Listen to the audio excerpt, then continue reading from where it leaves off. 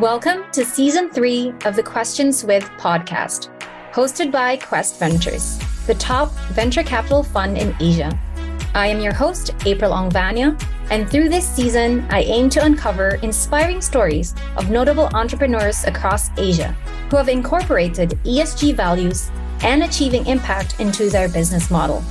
Follow me on a journey of discovery as I speak to accomplished entrepreneurs from various sectors ranging from fashion to finance.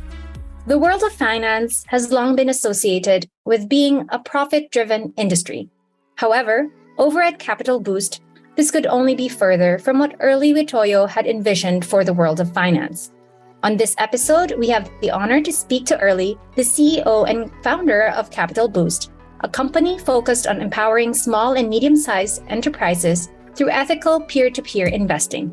Founded in 2015, Capital Boost has been focused on goals beyond business growth, such as building communities, promoting ethical investments, and creating a more sustainable financial ecosystem.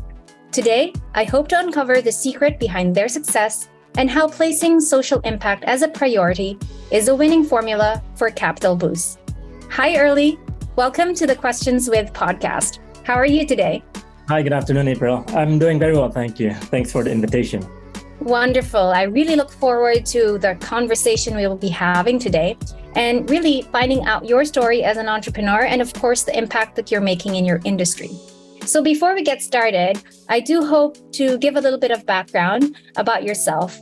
I see that you have held a myriad of positions at various renowned global financial institutions, such as S&P, Credit Suisse, Merrill Lynch, and Barclays. So I'm curious, what made you decide to move away from this conventional banking sector? Okay, thank you. So first of all, as a Muslim, of course, it was my belief that Islamic banking is the right and ethical way of financing, especially since Islamic finance focuses on transparency, equality through risk sharing, and also social development. And so it prohibits speculations, ambiguity, unfair practices, especially when risks are skewed to one party. And that's what we normally or often see in like conventional banking, wherein you have interest-based financing, and then the risk is mostly on the borrowers, whereas the lenders are basically just waiting for interest to actually be paid. Without not taking much risk, more on the profit, less on the losses if things go bad.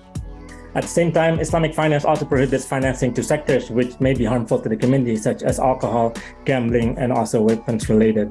So it was my belief that I wanted to do something that was a bit more ethical and along with my belief as well. But apart from that, when I was working in investment banks, it was more helping the large corporates. And that's what banks normally do. They want to help the bigger companies because they are the stronger ones who basically maybe have stronger credit profile as well.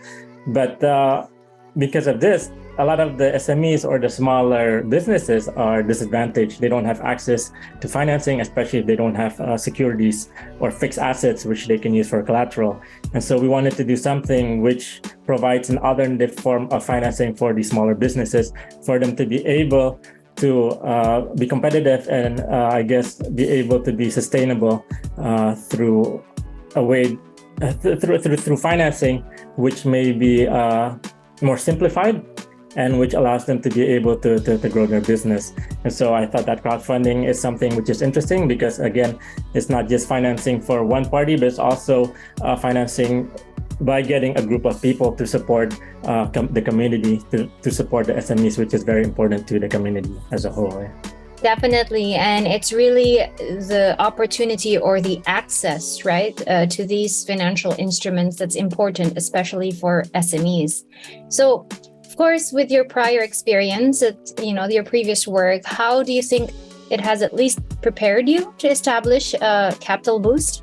Sure. I think it's mainly the skills and the processes wherein, like in big corporates, especially investment banks, you have proper processes in terms of how you go about doing things, proper risk management.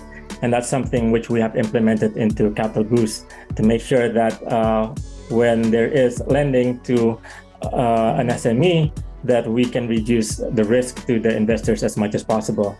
But at the same time, we need to make sure that the processes are in place in terms of doing proper due diligence, in terms of how we also transfer funds from one party to the other. And at the same time, it's also just in terms of the scale. So my focus in the past when I was doing banking was mainly in terms of analysis, in terms of research. And that's something which we have also implemented into Capital Boost in terms of which companies we believe are worthy of being financed. So again, hopefully with this, it reduces the risk to the investors, and we're able to help the SMEs which are credit worthy, instead of just being funding to everyone, which may eventually hurt the investors. Indeed, and I'm sure it was quite an interesting journey, or it still is, for you to becoming an entrepreneur yourself. But perhaps a little bit of background or backstory. Was there a particular experience or situation that really inspired you to come up with this business idea for Islamic financing? I think it's just something which I've always wanted to do. Again, it's more on the ethical aspect of the business, in terms of being more fair to both parties, the lenders and the creditors as well. And it's also the fact that there's a shortage of Islamic finance investments globally. So right now, if you look at the Muslim population, it's probably around 2.5 billion, but or probably about a quarter of the global population. But if you look at Islamic finance assets, it's less than 2% of it's probably less than 3% of total, financial assets globally. So there's definitely a shortage, especially in Singapore, wherein if a Muslim wants to invest in Sharia compliant based investments, it's only limited maybe to like bank deposits, which provide a very small return, or mutual funds, where there's only a handful of them. So with this, we give them an alternative way of financing that's Sharia compliant, but at the same time, they provide relatively good returns to investors, and it provides some social impact wherein they help SMEs in terms of being able to grow their business. That's good. Perhaps you could say that you are in a very unique position right now amongst just a few players. And do you think that with you placing ethical investments and creating more sustainable financial ecosystem through your business, has it helped you to scale up your business? Has it been, let's say, easier for you to actually enter this space and be a market leader or market player? Definitely, I think so. Again, it's largely because a lot of investors are becoming more ethical conscious this time, especially with the focus on ESG. But at the same time, again, with the lack of Islamic-based investments right now, it's easier for us to be able to get investors who are interested in providing funding to our various SME campaigns. Yeah? And so our investors are not only from Singapore, but also from globally, from regions such as Middle East, Europe, or even the Americas. Yeah? And it's because there's this lack of Sharia-based investments which are attractive and which maybe perhaps provide social impact as well. And so company like Capital Boost can differentiate itself because of these. And as a result, we were able to get investors globally who are interested in helping out the SMEs. Yeah. Well, that's good to hear. But of course, as a startup, Capital Boost is also competing with perhaps other larger organizations doing Islamic financing. Is there anything you can point out that you think makes you stand out amongst other competitors? Yeah, I mean, people think that banks are a big competitor, but I think we are somewhat different to banks in terms of how we operate. So for instance, banks focuses on the bigger corporates, whereas we're focusing more on the SMEs. And for investors, again, banks do provide some, they provide the deposits or savings for investors, but the returns are very small, wherein we provide investment opportunity with relatively higher returns, although there's probably higher risk because there's no deposit insurance, unlike banks. But we do ask our investors to diversify their investments into various projects. And at the same time, our NPL has been relatively low at below 2% in 2002. Yeah? So we've been trying to definitely keep risk to the minimum for investors. Compared to other competitors in the Islamic Sharia space, I think it's still quite limited right now. We're not too worried right now because there's a big opportunity, not just in terms of getting Islamic finance investors, but also in terms of the SME space, there's still a big financing gap, especially in Asia. So even though there's a handful of, competitors in terms of P2P, not just Islamic, but even the conventional one, I think there's still more than enough pie in the market for us to be able to be a substantial player in terms of helping out the community. Sure, definitely. A lot of room for growth and opportunity to fill those gaps indeed. So maybe a little step back for those who are tuning in. Can you walk us through what is Kapital Boost and how you do things? What is your business model? Sure. We're basically a crowdfunding or a peer-to-peer platform. And so what we do is we help SMEs who are looking for business financing, and we match them with retail investors who are looking for attractive investments, especially one in the Islamic finance space. What we do is a company who is looking for financing, they come to us, they provide us with a proposal, and if it's something which we believe is attractive after our due diligence and after our study of the business, we put their campaign into our website, which basically all of our members, all of the investors are able to access. And if that's a project which they like, then basically they can invest it. So we have two types of financing for the businesses. One is invoice financing. So if a company has an existing invoice, perhaps instead of waiting maybe 30 to 90 days for them to be able to get paid by customers, they need the money right now. And so what we can do is provide them with a cash advance based on that invoice. And then we basically collect the payment from the customers later on. And the other is another Islamic finance type of structure, which is asset purchase financing. So if a company needs to purchase assets such as raw materials, or maybe they need to buy items which they need to sell to customers, then we basically buy the items, the goods from the suppliers, and then we sell to the SME customer at a higher price in future. So basically the profit margin between the buy and the sell price is the return which the investors will get. Yeah. So those are the two types of financing which we provide. And basically we are just a matchmaker between retail investors looking for share-based investments and SMEs looking for financing. Thank you for sharing that. And definitely, I'm sure it has helped a lot of SMEs bring their businesses forward and grow and actually scale up as well. So how about you as Kapital Boost? How do you envision your journey going forward as a startup, creating the impact that you're already making and seeing it going forward? Yeah, I think we want to be focused. So we're not too aggressive in terms of trying to do new things right now. The focus is mainly in terms of how we can improve our existing business in terms of all aspects of the business, such as customer service, user experience, risk management, in terms of how we can improve our processes to be more efficient, especially using technology. So that's probably the focus in the near term. Yeah?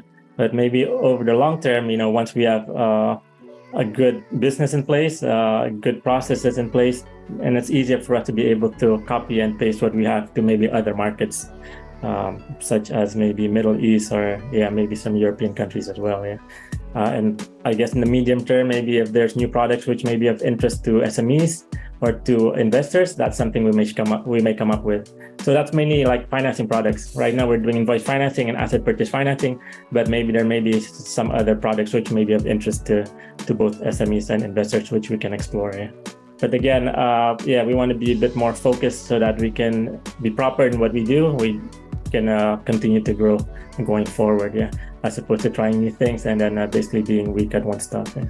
All right. Definitely understand that perspective. And over the years, I'm sure there are probably different factors around your success. Do you think there's perhaps one or two really important factors that contributed to Kapital Boost succeeding over the last few years? Probably a few factors. One, of course, is the customer. Again, this is a trust-based business. So we need to make sure the customer, especially the investors, are well taken care of. First of all, making sure that the risk is low for them, making sure there's good customer service and good user experience. Second is having a solid team, one who share the same vision, same goal, and willing to work closely with one another to do something that's better as a team. Another would be definitely learning from mistakes, especially since I'm a first-time entrepreneur coming from banks. And so there's definitely a a lot of things which I learned from, especially from the mistakes which I've made. And hopefully it's made us to be a bigger, stronger company. And I guess one other thing is our focus to continually improve our business. Yeah. So step by step, even if we don't make a big improvement, we want to continually grow going forward. So whatever we can improve, hopefully we can do it slowly, but over time, there's going to be a big difference in terms of what we're doing, in terms of what we're offering. Hopefully it's something that's much better than what we did maybe a few years back. So I'm sure there's a lot of challenges and experiences along the way with yourself and with your team, of course, in this journey. And perhaps you have met along the way some mentors and supporters. How do you think, or why do you think it's important to have these mentors around you as a startup founder, and how have they shaped your business or at least helped you grow? Yeah, I think definitely they're very important in terms of shaping my business and in terms of developing myself as an entrepreneur, especially again, since my background was not was from banking, without entrepreneurial experience. So mentors, including James from Quest Ventures, they provide insightful advice, suggestions on how to become a good entrepreneur. They've point out to me what the potential errors or mistakes to avoid as well. So that's helped me in terms of not being able to make the bigger mistakes, perhaps. And then most importantly, it's there's someone who I can bounce off ideas and strategies with, because again, these mentors have a lot of experience, especially maybe in dealing with different types of businesses, that it's easy for them to understand when I'm bouncing off ideas and strategies with them, and for them to be able to provide a good insights or good suggestions in terms of how I can improve my business going forward. And again, I think most importantly for mentors is that they can help you to avoid big mistakes. And that's most important as an entrepreneur. Yeah? Because again, if you make a big mistake, especially in terms of finance or in terms of like how you develop your business, then basically that could be the end of your company or in terms of your business. Yeah. And so that's the most important. Mentors, not just maybe physically meeting with them, but also mentors by reading books. I think that's very important. Yeah.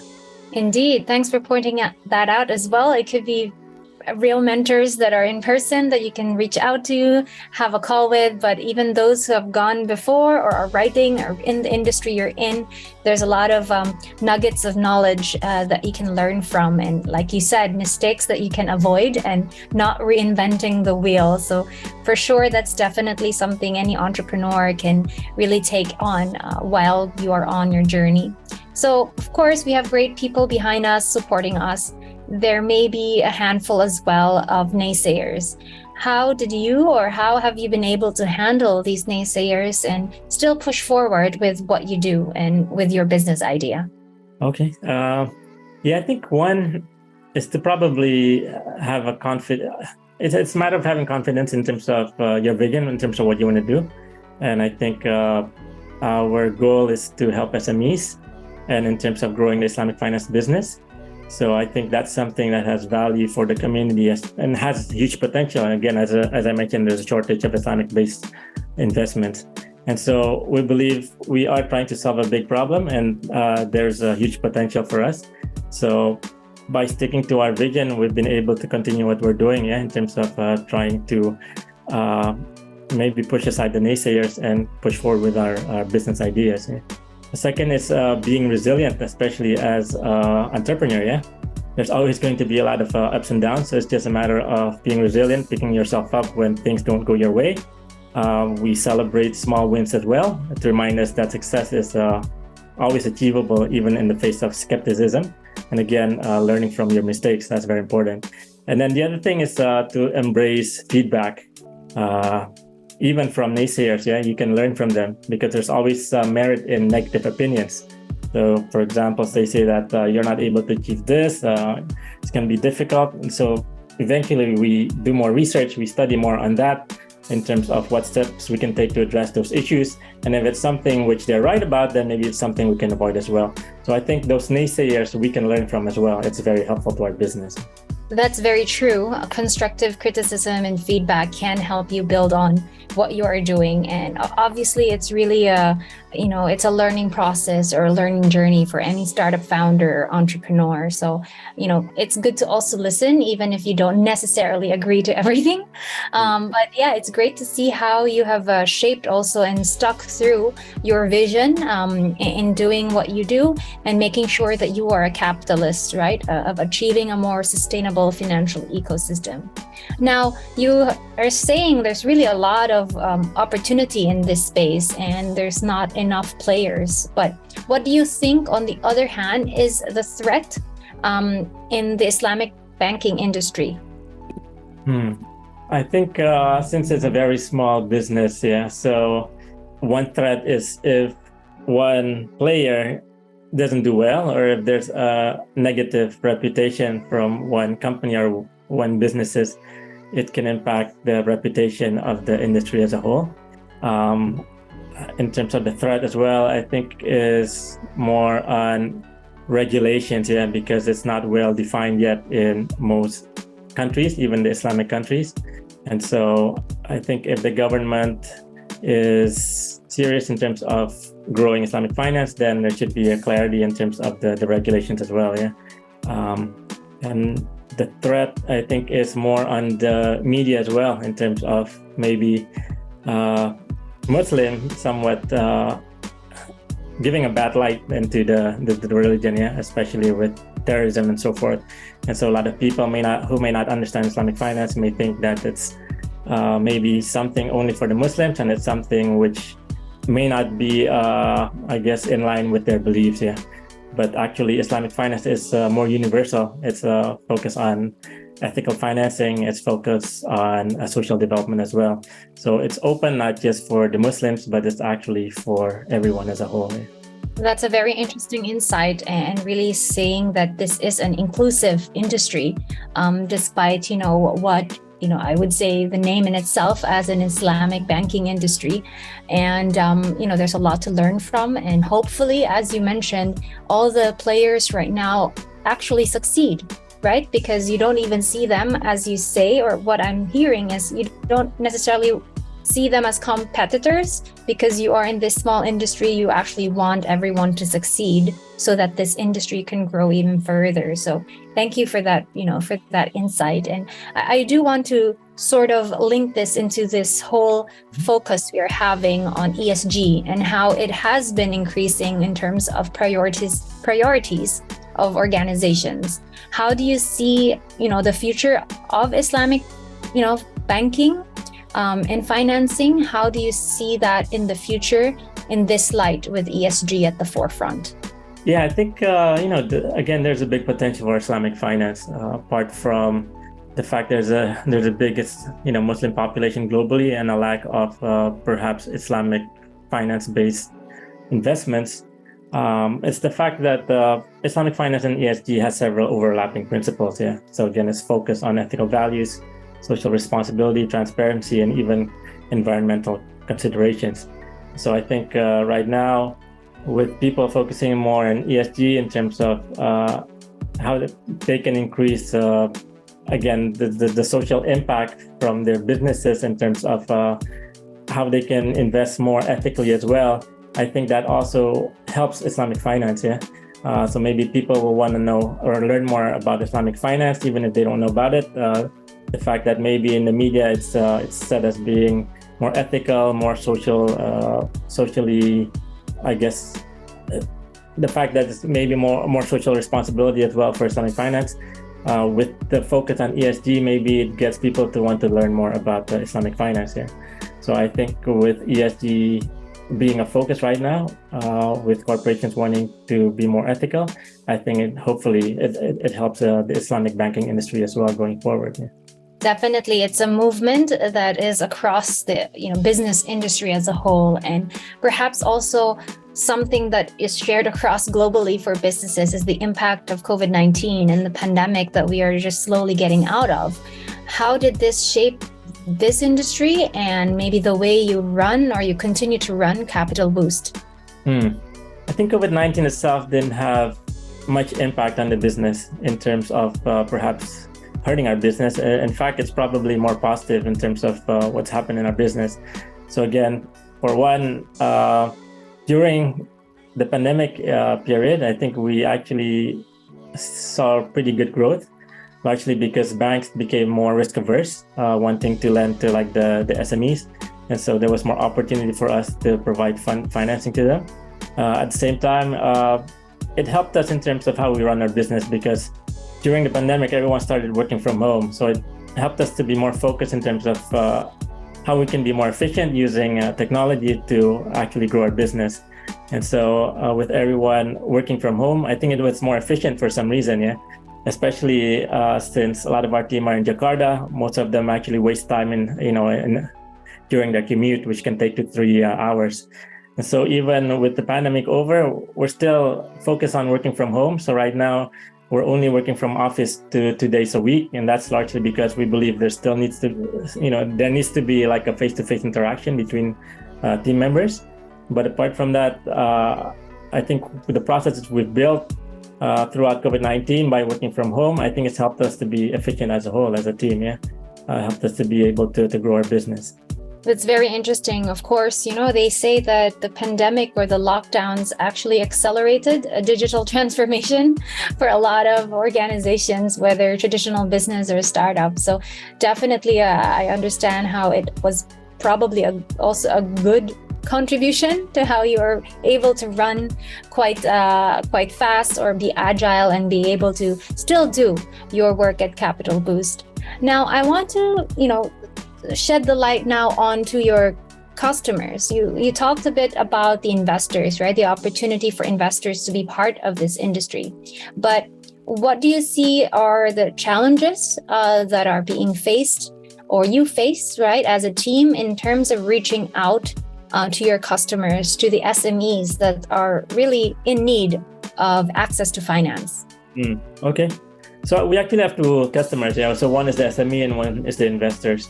For the SME, I think, again, there's a big financing gap in Asia, especially in Indonesia.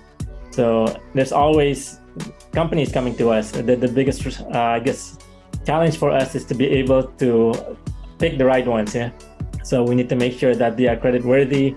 We need to make sure that the owners are responsible. We need to do our proper due diligence, not just in terms of their finances or their business, but also making sure we look at the background of the owners, background of the business as well.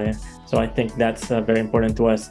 But again, with this big financing gap, with the increasing need of growth for SMEs, there's always SMEs coming to us. It's a matter of picking the right one to make sure that our other customers are well taken care of. And those are the investors. We want to make sure that the risk for them is as low as possible, so that they can continue to come to us. Because once there's like a default or an NPL, then they get a bit scared, right? This is a trust-based business, the crowdfunding business. Once there's a mistake in terms of like a default, then investors are a bit scared, and then they may not want to invest in future businesses, or they may invest a smaller amount. And then, so again, for the investors, we need to improve our customer service, making sure that they're always updated, making sure that the user experience is continually improved as well. And continuing looking for new investors. I think that's our main challenge right now, and in terms of getting good deals on the SME side. Okay, definitely a lot more work to be done, but you're, progressing towards your vision. And maybe a little bit of, fast forward. Let's leap to 5 to 10 years from now. How do you envision Islamic banking to look like? I think it's going to be more on the fintech side, because with fintech, it's more agile. Again, you don't have to have big players starting Islamic finance businesses. You can have like new founders and those who have creativity, right? So again, maybe in the Muslim countries or in the Muslim sectors, or even the ethical finance sector, there's an issue which needs to be resolved. And again, to be able to resolve that in the fastest way possible and maybe more efficient is through startups, through tech startups, especially when you're using technology. Again, like for us, crowdfunding is not a new it's not a new thing, yeah, because in the past things have been crowdfunded, but again, through technology, you're able to get retail investors, not just from Singapore, but globally, to be able to support businesses. And so again, through technology, again, it's one way of developing Islamic finance business, especially to resolve certain issues. And I think that's the way going forward, yeah. But in terms of Islamic banking, hopefully there's going to be continued growth, just because, again, there is increased demand for Islamic finance. And so hopefully growth will continue, but I think the fastest growth will probably come from the Islamic fintech side, yeah.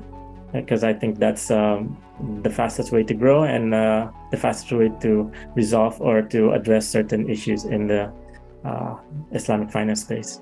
That's very true. Technology can be that, that power or superpower for any organization or any industry, right? To accelerate its growth. And definitely fintech, finance in general has seen more growth now with, the digitalization of services. So hopefully that's going to be the way you also have or run the Islamic banking industry in the future. So I'm really looking forward to see that growth and how that will transform in the next few years.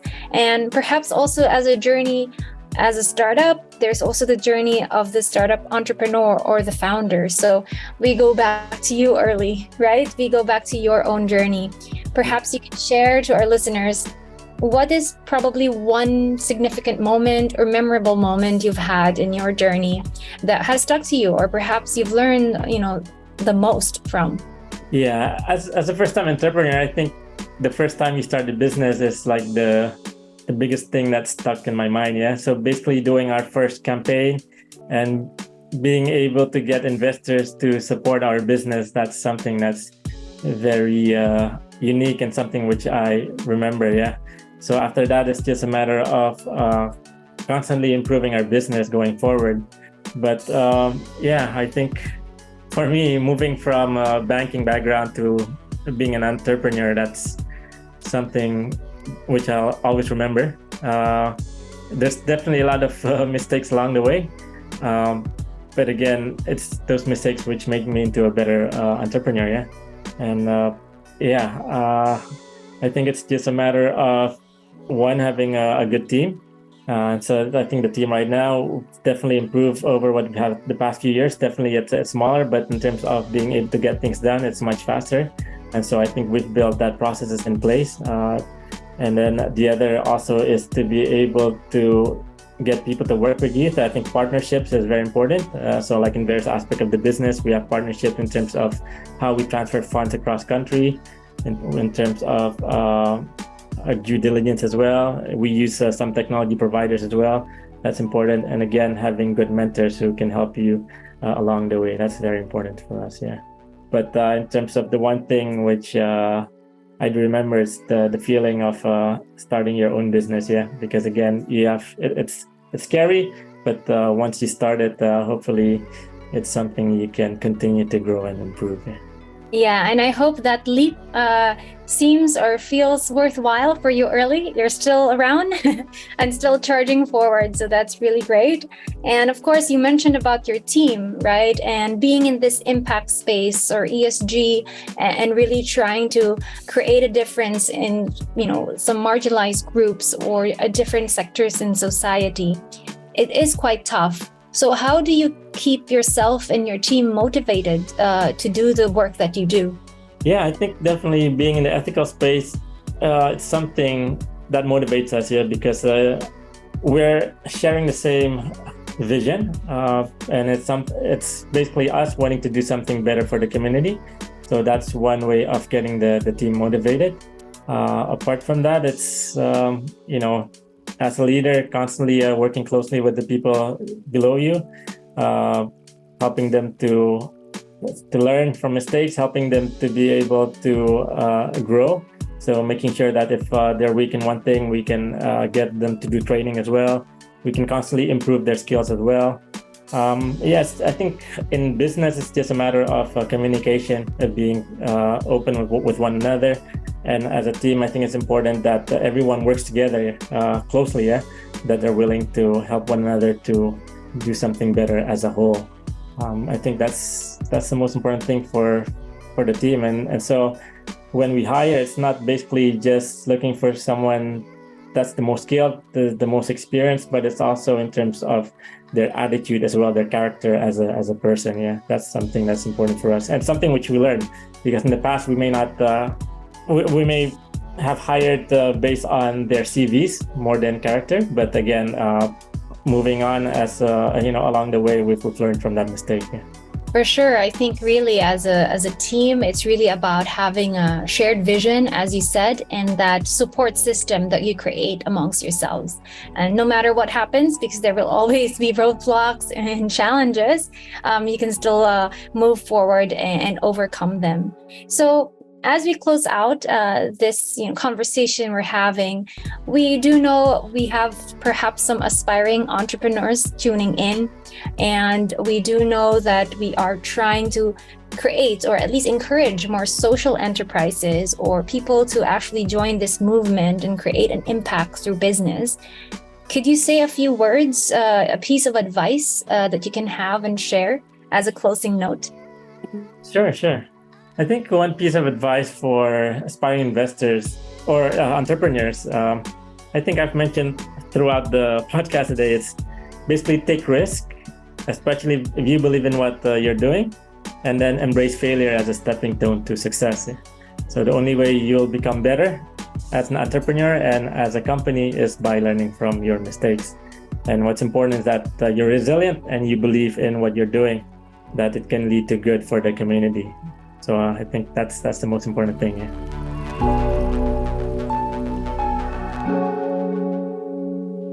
Thank you for those words, and I do hope that can be a good takeaway for our listeners today. Thank you once again, Erly, for joining us for this episode.